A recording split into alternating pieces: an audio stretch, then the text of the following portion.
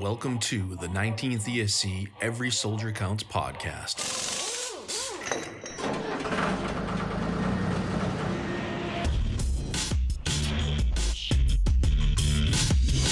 Wherever you find American troops today, you find the men of the Transportation Corps. Enough and on time. That's the story we tell you today.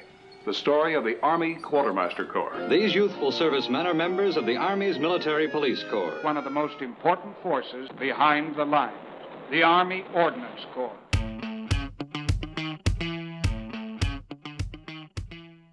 Hello and welcome to the 19th ESC Every Soldier Counts podcast. My name is Captain Debraj Mukherjee from the 19th ESC PA office. With me, I have today the 19th ESC IG section, Sergeant First Class Alicia Piggott and Captain Sammy Delaney. How are y'all doing today? Doing well, thanks. So today we're going to talk about leadership, primarily counterproductive leadership. First and foremost, I'd like to start with talking about what is the Inspector General. I think the Inspector General's office of all the staff sections probably has the most myths and misconceptions about it. Right. So the Inspector General, we pretty much act as the eyes, ears, and conscience of the commander. We aid in assistance investigations, inspections, and we teach and train. Okay. So if I get an OER, if I get an HQ on my OER, can I just bring it to you and get it turned into an MQ? Or?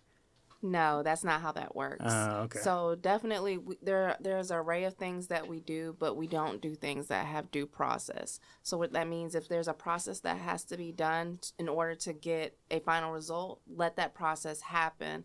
Then if you feel that the process wasn't done correctly, then yes, absolutely come to our office so that we can ensure that we're following the regulations.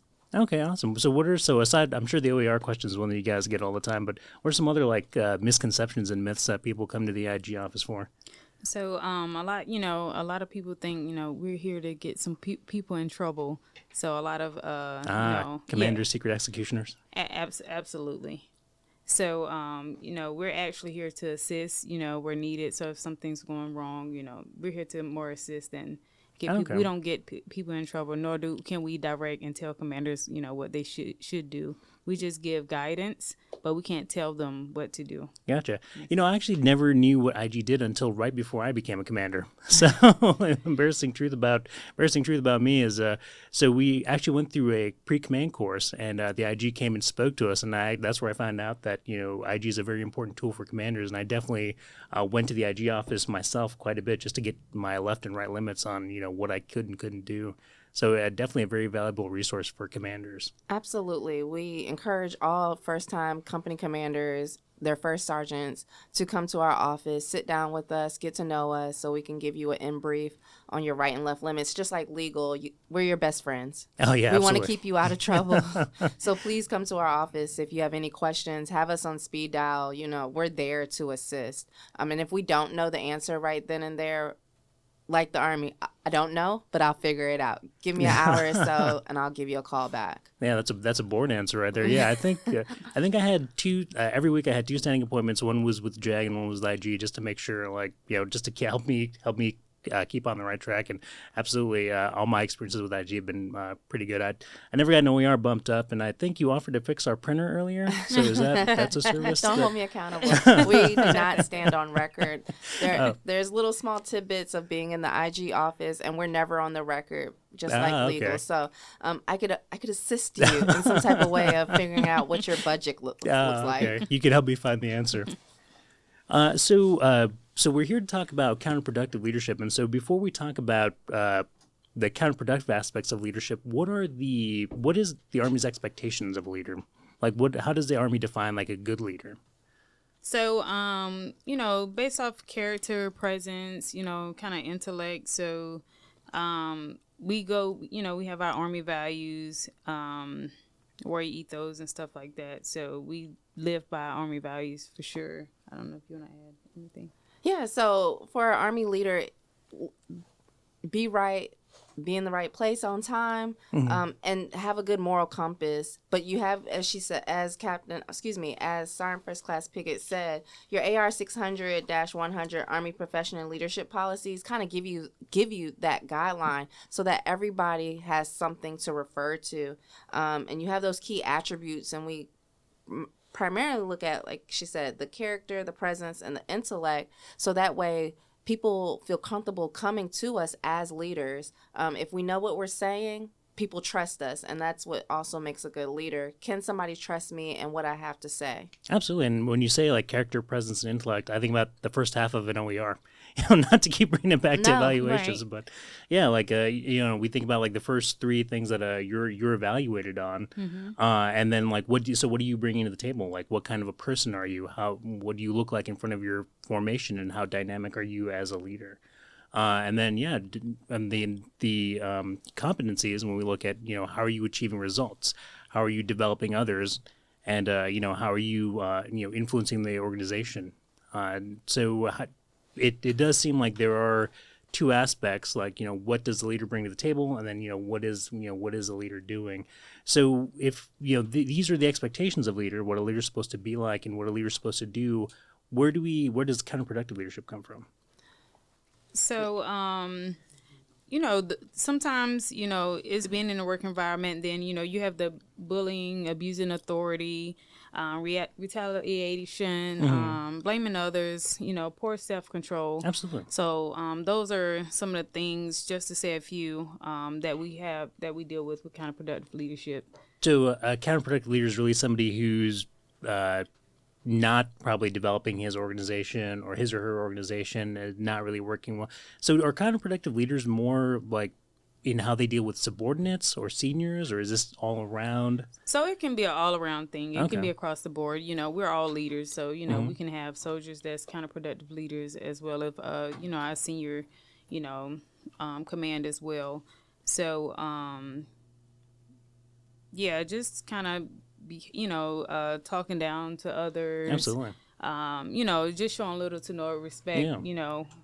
In the formation. So absolutely. And I look at this list of counterproductive behaviors: bullying, distorting, just like you mentioned. And I've definitely you encounter some of that. I think you definitely encounter some of that in the Army, and I think especially for me, I'm currently being a captain, being post command. When you're a mid-level leader, some of that stuff, seeing that in your seniors, can be very especially disturbing, because we look to them for that higher level of leadership, and you're sort of like the middle person. Right. So like if you're a company commander, and if it's your brigade commander, your battalion commander, and they're displaying some of these traits, when you go back to your formation and they're like, well, how's everything? Are we doing okay? Is everything all right? And you're like, it's fine. It's okay. So when it comes to like inspiring confidence in subordinates, I can see how a lot of these behaviors and traits would be, counterproductive, self-explanatory. Right. And soldiers sometimes just don't feel comfortable talking. They have, you have that brand new soldier from basic and AIT that has not found their voice yet. Where they don't know how to speak up, give their ideas to their leaders and say, I think we should try this type of way. Or they might say something and they don't feel like people praise them or value what they have to say. So when that happens, they just kind of shut down. And we don't create an environment of inclusivity where everybody just feels like they're a part of the team. So everybody's just not necessarily robots, but they're just there, and they show up and they go home. Doing the bare minimum, just doing their part, not really developing that cohesion. And so what do you think that, is it the soldiers don't feel like they have a voice, or do you think that maybe that comes from the leadership too? Maybe they feel like a pressure to, like, we have the Army definition of leader as far as like leads others, develops others, but there's a lot of wiggle room. Right. And so what I always see with leaders in the Army is we feel a pressure to do, and whether we're doing, getting the mission done or daily tasks. And I think when we think of providing leadership, we do leadership to our subordinates, which is like, come on in here and let me talk to you for 30 minutes about all the things that you need to do, and, eating last and doing all that stuff. Do you think that plays into it at all, or is it just soldiers being brand new to a formation? I mean, I think we absolutely do have that pressure to do, but it's how we do it as leaders. Sometimes we have to hurry up and get it done, And sometimes, it is good to get that feedback from the soldiers, let their voice be heard. Absolutely. And that's, how we continue to develop them as leaders as well. Because, one day they're going to fill our shoes, right? So, but definitely we do have that, okay, it has to get done. So it's just how we get it done is what can the gray area is where we can find that counterproductive leadership. Absolutely, and I think that really resonates when looking at our subordinates not just as the people we're in charge of, but as our replacements. Right. Do you think a counterproductive leader is somebody who looks at their soldiers or their subordinate leaders and sees their replacements? Or Well, when you speak of counterproductive leadership and replacements, it's imperative to talk about that. We want Korea to be our choice of assignment, right? So when soldiers are here and we want them to extend, they extend because of their great leaders. Being here and saying, I like it here. I like my leaders. I like my battle buddies. They treat me with dignity and respect. But when soldiers feel that they don't have those things, they don't want to stay here longer. So it's good to put that foot forward so that way when they're telling their buddies or they're getting other people to join the military, come to Korea, right? But if you don't do that, absolutely no, we don't get it. Yeah, I attest to that 100%. I actually extended because of the great experience I had with my previous leadership. I was before coming to the PA office, I was a battalion S3. And working with the XO, working with the battalion commander and the sergeant major, and even my fellow staff members, I felt, talking about feeling like you have a voice, feeling like you're a member of a team, feeling like you're bringing something to the table, and that the organization is better because you're all doing something together. And when you talk about extending in Korea's station of choice, I can 100% say that's why I stayed for another year, is because of that outstanding experience, and I trying to chase the feeling, I guess. Soldiers stay because they know they're cared for, right? And then they also know that they can go to have somebody to talk to. A lot of soldiers, this is their first time away from home. So the anxiety is high, Absolutely. Stress is high.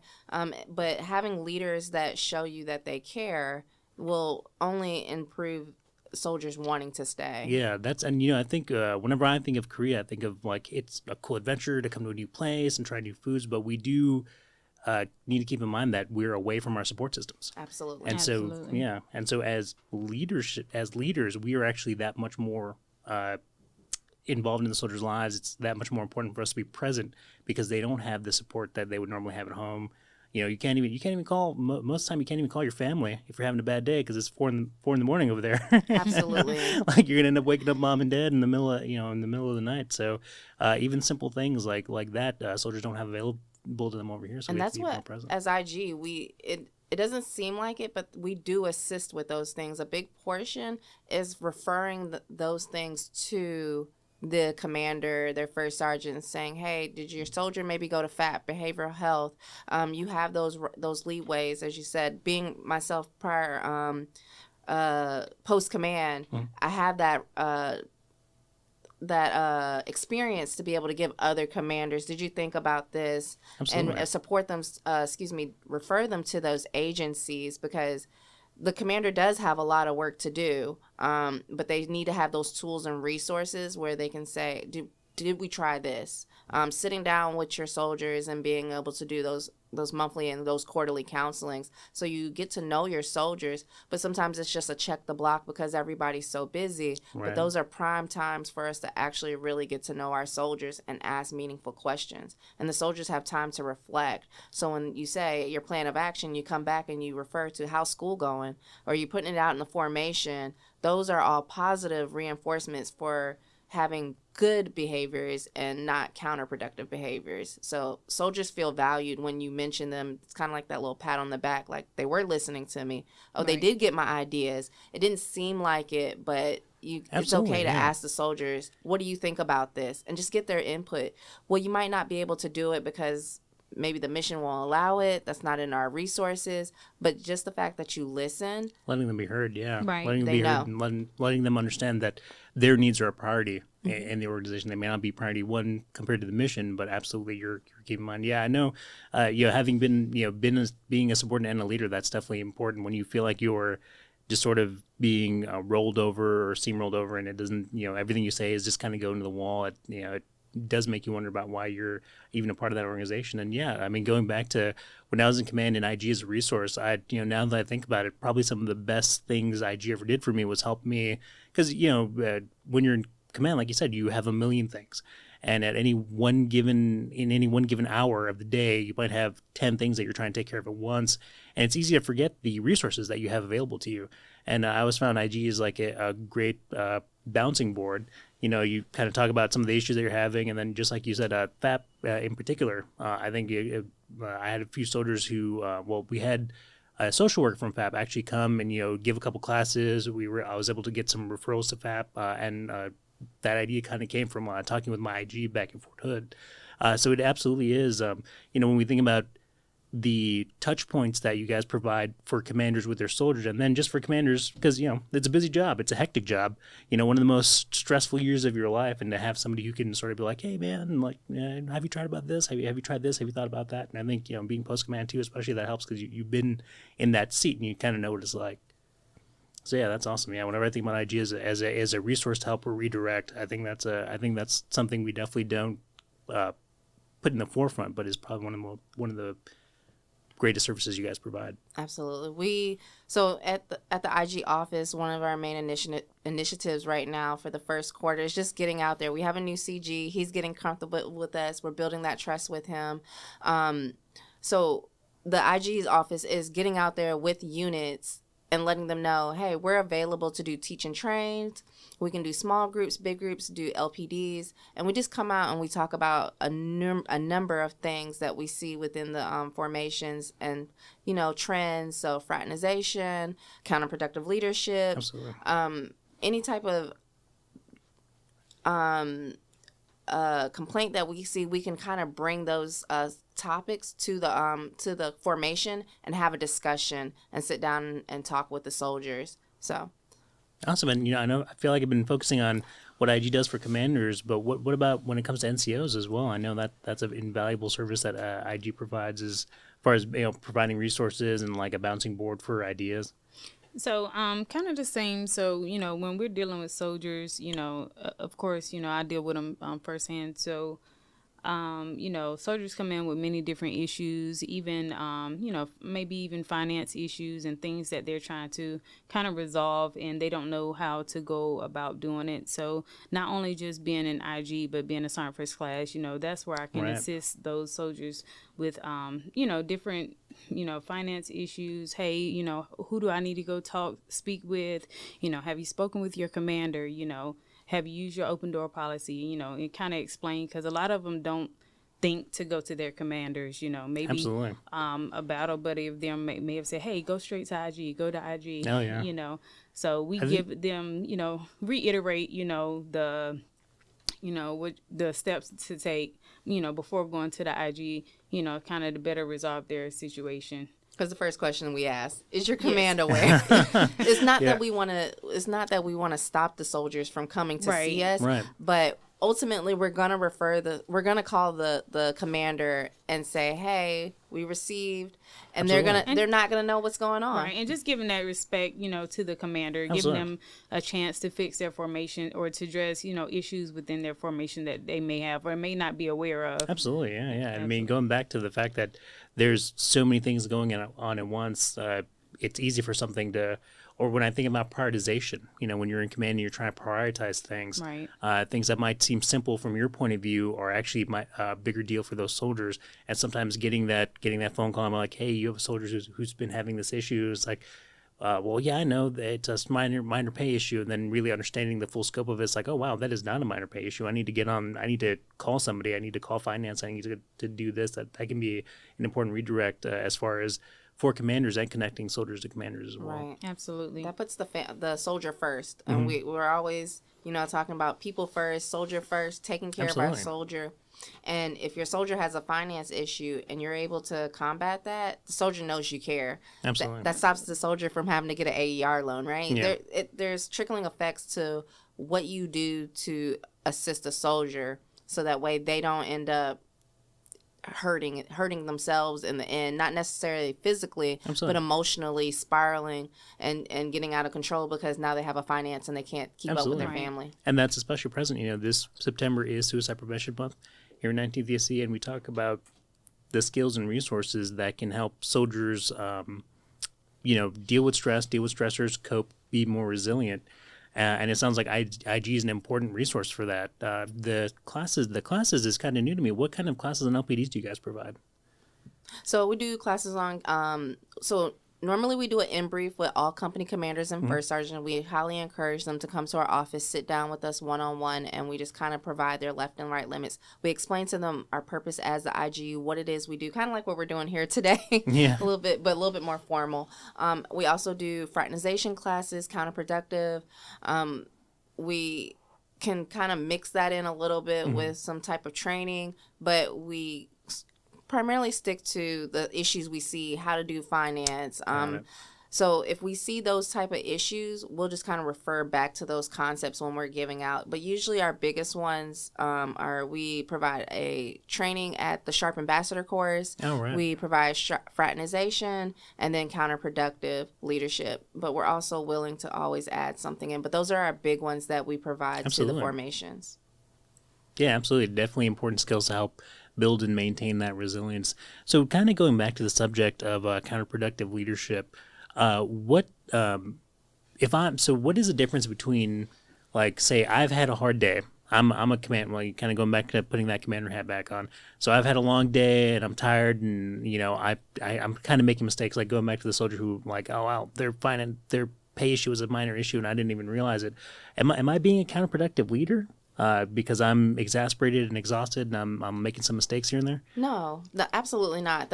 So usually what you see with counterproductive leadership, it's over time.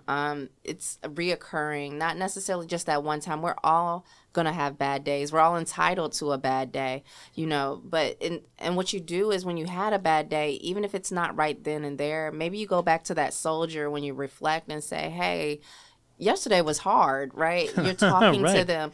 You don't necessarily have to say you're sorry, so to Right. speak, but you're pulling that soldier that you kind of were a little more harsher on and say, man, yesterday was hard. I think just having that one-on-one, because then they realize he's human too. Right. She's human too. They Absolutely. make mistakes. And you get their feedback. How did you feel about the training?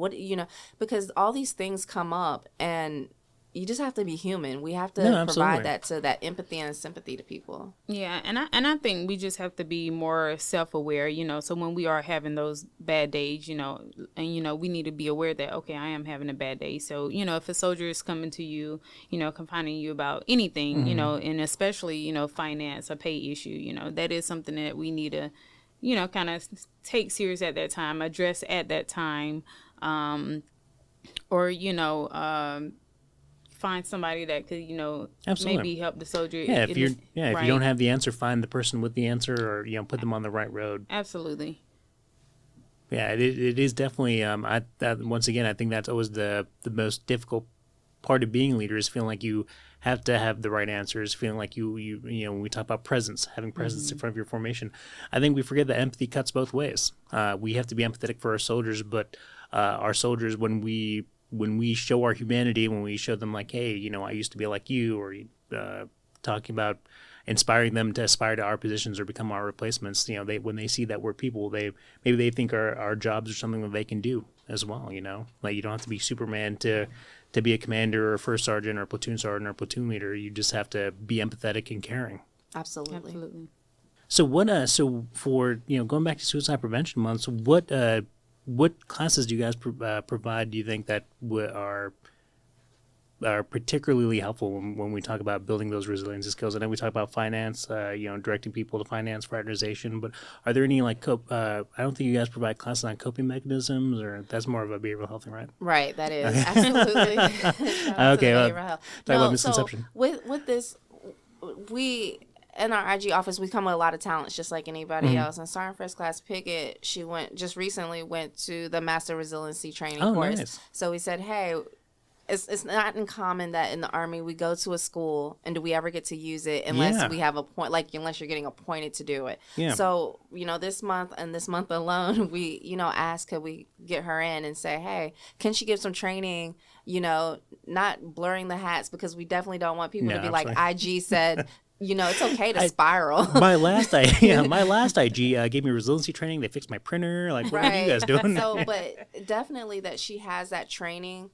She's able to talk to people and just kind of give those things. That's the good thing about MRT. It's not Army regulated, but you're talking about psychology and cognitive thinking, and those things still help us when we're talking to the soldiers in our office, because they're spiraling. They're going out of control. They just want answers. Commanders too, depending on what's going on. But she'll have that ability to be able to provide some type of feedback. She might not go all in to hunt the good stuff right there. Right. But absolutely. No, she'll have that knowledge skill, base to kind of get them going. Yeah, and I think, really any leader, I think being a counselor is definitely in the job description. Absolutely. Trying to help somebody who's, spiraling or maybe having a bad day, or somebody who is in your office doesn't even want to talk to you in the first place, and trying to convince them like, hey, it's okay to tell me something, help me understand what's happening, and like, when you talk about the being patient yourself and the skills that you need to address those people, what would you say as a leader are some of the most useful skills that, I'm sure they're all useful skills, but when for Master Resiliency course, what do you think are the most prescient skills that you picked up that you probably use every day? Definitely maybe real-time resilience is one. Assertive communication. Assertive communication is another one, and that's a few of the ones that we're going to be talking about coming up this month. But I think with MRT and some of the other things like with counterproductive leadership, I think it's better to kind of just beat it to the punch. So with noticing or realizing it before it happens. So so you're talking about like are you a good leader using beginning to use counterproductive skills? Are you an individual who maybe doesn't have as much empathy as they should have? So I want to give the example. Yeah, she said one that was assertive communication, and you asked in the beginning how we use assertive communication to be able to get to be able to talk to our leaders. Yeah. Sometimes soldiers don't have that assertive communication where they can go and share their ideas because they're scared. They never had to talk in front of people. Absolutely. A lot of them are just out of high school. So and I think nowadays too, the public speaking, right. in our digital age, that's not a skill that we practice as much. I can put it on Facebook and Twitter, so I don't need to be able to talk out loud. So being able to give those tips of how to effectively communicate with people will allow the soldier in turn to be able to go to their commanders, go to their first sergeants, use those open door policies, because they don't realize they even have that. It's not just the open door with your commander. You also have the open door with your battalion commander and your brigade commander. You have as high as you want to go, yeah. But the main question, like Sergeant First Class Pickett said, was, did you let your chain of command know? Because they're gonna ask them. So it's best to just keep all parties involved. Like, well, yes, I did talk to my company commander, but I feel like he can't help me or she can't help me. Or I did talk to my first sergeant, but I didn't. Maybe they didn't like the answer they got. Sometimes we have to go higher up with the food chain. I've definitely seen the soldiers who, they use my open door policy, and they didn't like the answer they heard, so they use the battalion commander's open policy. And but it's a part of the system, right. And that it is a right that soldiers have to continue engaging up the chain of command. And I think eventually once they kind of keep hearing the same answer, they realize, okay, well, maybe this is just what the situation is. Right. Well, so what are some tips from assertive what are 2 tips you could give me to become a more assertive communicator?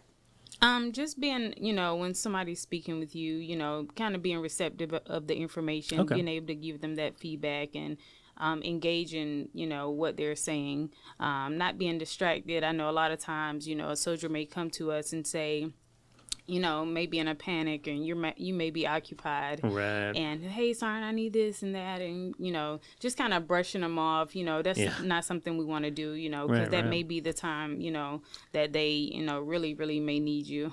So just kind of addressing the situation or say, hey, giving them that feedback. Hey, I hear you. I see this is what's going on, but maybe at this time, can you give me just a second, and then revisit, the situation at hand, and right. Give them the assistance they may need.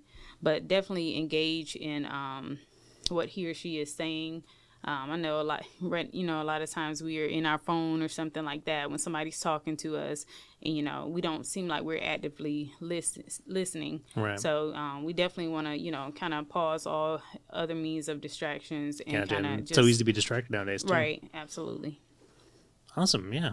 Well, thank you guys so much for coming. And so I think it's a tradition on the podcast that for every guest that we have, we ask, what is your favorite part of being stationed in Daegu, Korea?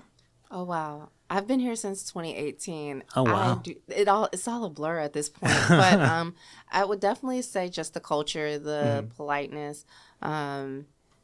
It's refreshing just to be people actually just speak to you on the elevator. At least it's just say hello. I mean, you'll go back to the States and people probably won't say hi anymore. So just the friendliness of least, even if they're having a bad day, they're still gonna bow and say hello. Yeah, absolutely. Yeah, they're very polite. Yeah, I definitely love the culture. The food is amazing. Oh yes, agreed. And of course, I love to shop, so I think I'm gonna do that anywhere I go. Yeah, I think my closet's doubled in size since I arrived to South Korea. Well, thank you guys so much. This has been the Inspector General's office. Thank you for coming to the podcast. And I just want to mention, so if you do want to come to our office, we have a hotline. You can you can come see us on Camp Henry. We're right behind the bus stop building. 1307. There we go. And we're always pretty much available, and if we can't take you right then and there, we'll make an appointment for you to come back in. But it's we're a staff of 3 right now. Myself, Sergeant First Class Pickett, and Sergeant First Class Schaefer. And then we'll have our incoming SIG at the end of this month, and then we'll have a civilian come in. So we'll then be a full team going into the second quarter with more experience and really ready to help the footprint. So don't be shy. Yeah, it's about being busy. Yeah, absolutely. Even though we might be low staff, we're still ready to assist personnel with any kind of problems. And some of them are really quick. We're able to just push them and say, hey, we can fix this in like 10 minutes because it's just assistance referral. Awesome. Do you happen to have the hotline number? I do not. See, that was a good one. No problem. Well, there is a hotline. We know, and we know where you guys are located, and we'll make sure we get the information for the hotline put onto the podcast as well. So, thank you, Cam Delaney and Sergeant Pickett, for joining me on this podcast. This has been Captain Mukherjee from the 19th ESC PA office. This has been the Every Soldier Counts podcast. Please join us next time. Thank you so much for listening.